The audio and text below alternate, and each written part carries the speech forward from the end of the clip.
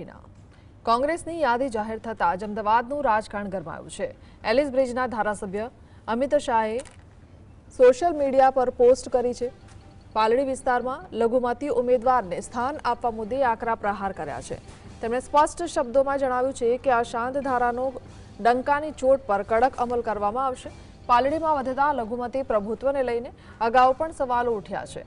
ધારાસભ્યની આ પોસ્ટથી આગામી ચૂંટણી પૂર્વે નવા રાજકીય સમીકરણો રચાય તેવા સંકેતો મળી રહ્યા છે।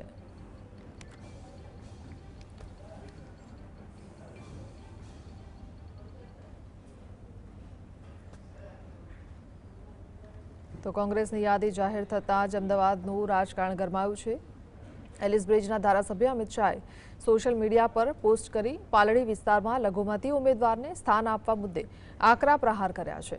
તેમણે સ્પષ્ટ શબ્દોમાં જણાવ્યું છે કે અશાંત ધારાનો ડંકાની ચોટ પર કડક અમલ કરવામાં આવશે। પાલડીમાં વધતા લઘુમતી પ્રભુત્વને લઈને અગાઉ પણ સવાલો ઉઠ્યા છે।